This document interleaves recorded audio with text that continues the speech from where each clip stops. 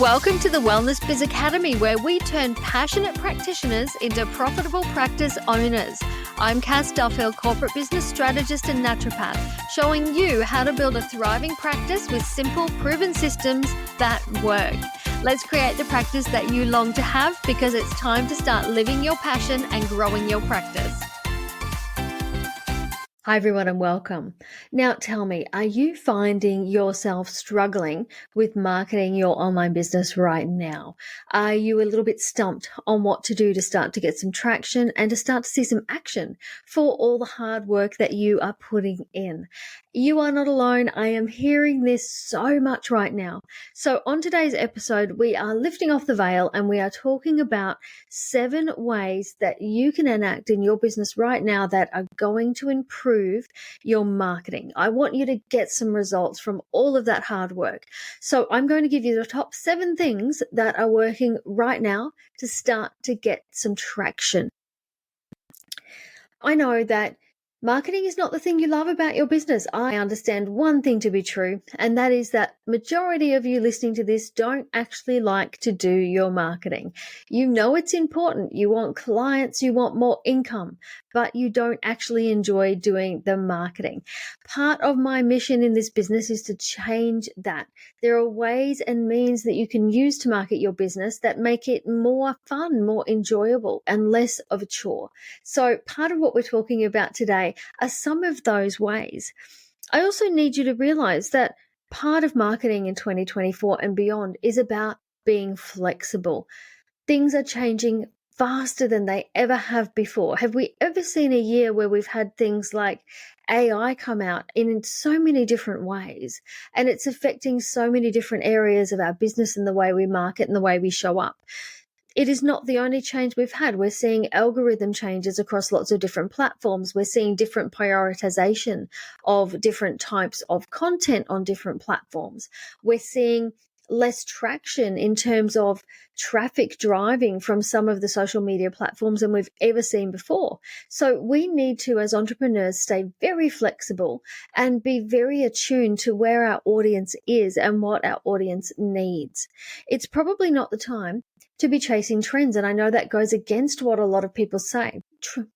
Chasing trends might get you a good amount of views on a post or a story or a video or a reel, but that does not translate to a profitable business. It just doesn't.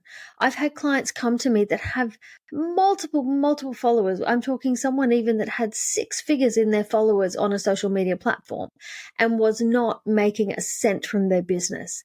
And I have other clients that have less than 1,000 followers on social media platforms, and they're making 6 figures and multi-6 figures. So the amount of followers that you have on your platform has absolutely no bearing on how profitable your business is and how much revenue you can generate. So I want you to be comfortable with that fact. I want you to start showing up in the right places and the right spaces.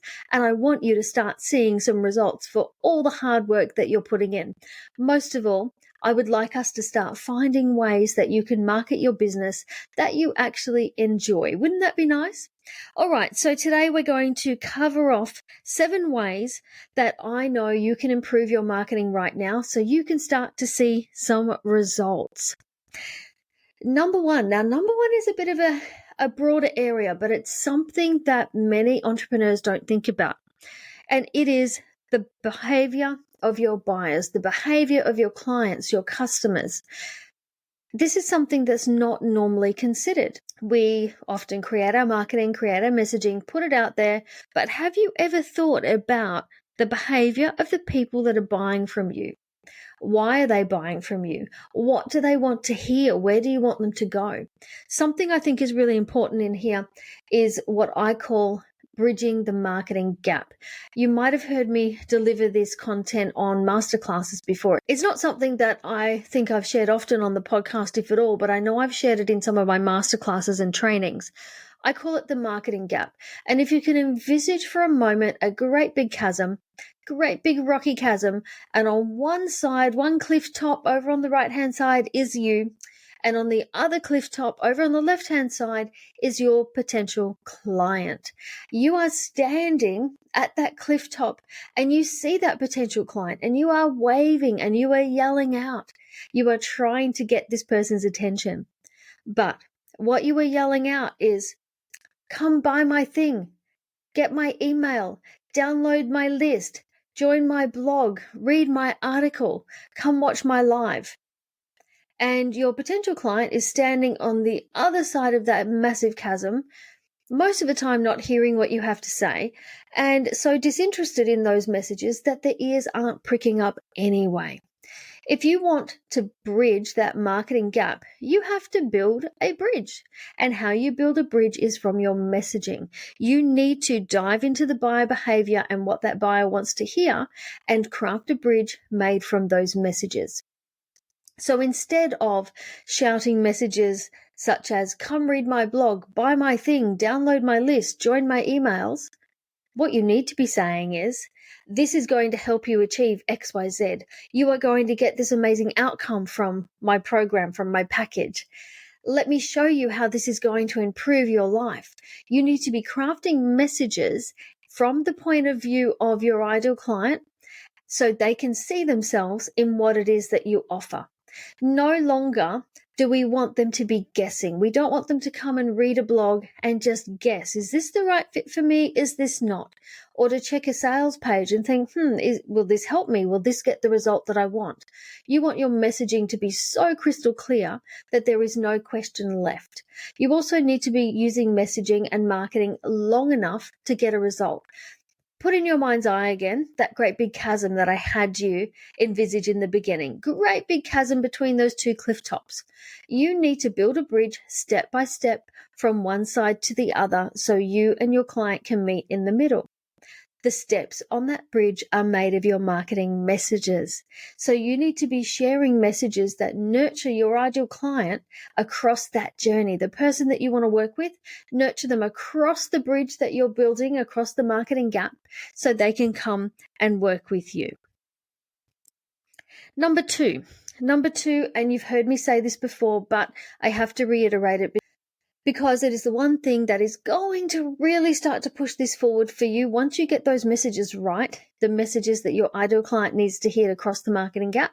What you need next? Consistency. You need to be consistent. Make a plan that you can achieve and actually achieve it. What I recommend right now is focusing on your content more than ever. And I would be prioritizing your email list with a weekly email. I'd be prioritizing your website with a weekly blog. And then whatever other content you want to do around that, depending on where your ideal client is, social media platforms, YouTube channel, a podcast, whatever suits the audience that you're trying to garner. But consistency is more important than it ever has been before. I've had clients recently who have skipped a mere week on a social media platform because they were sick unexpectedly, and their engagement and their reach has totally gone backwards. I don't want you in that situation, so make sure you make a plan and you stick to it. Number 3, you can no longer show up on one platform and expect to build a thriving business. That is just not how it works anymore. If you want a long-term sustainable business, you need a strategy for your marketing that is broader spread. And I call that a visibility marketing strategy. A visibility marketing strategy will put you in the right places and across a number of platforms and a number of spaces. A visibility strategy means that you are using multiple channels to market your business. It means that those channels are spread across different platforms and different avenues where you can be reaching those ideal clients, those people that you'd love to work with. So it might be that you are on social media platforms. You might be on a few of those. You might have a YouTube channel. Perhaps you're sharing on Pinterest. Maybe you have a podcast, or maybe you have a strategy where you're presenting on other people's podcasts. Perhaps you write regular blogs. Perhaps you write articles on LinkedIn. So finding somewhere in the vicinity of 5 or more different marketing channels that you can be using to share your message. It's easier than you think. I know saying multiple channels feels like work, But it feels like work because so many of you are prioritizing social media channels like Facebook and Instagram, which are taking a lot of work and not giving you a lot of results. Not every channel is that hard. And if you prioritize content first, for example, the first thing you do in marketing every week is your blog. Within that blog, you have every snippet you need for a social media post. You have the snippets that you need to share on a podcast. You have the content that you need to share to film a YouTube video. So you can see how easy visibility marketing is because you're actually just repurposing across different channels every week. It also means you've got really great flow in the marketing that you are doing. Now, I've already said it twice, and I'm going to say it a third time because it is my point number 4, actually. Focus on your blog first. Right now, you need to be prioritizing marketing that's driving traffic to your website. You've heard me say it before, you need people on your website to buy, to book. So why are you focused on social media and just hoping that they come across when you could focus on things like your blog? You could be using things like Google My Business. You could be using YouTube. You could be using Pinterest. All of those things are much better search engines and will send traffic directly to your website. So focus on your blog first. The great thing about your blog is it is going to be a great deal of content littered by accident with all the right keywords that are very search engine friendly.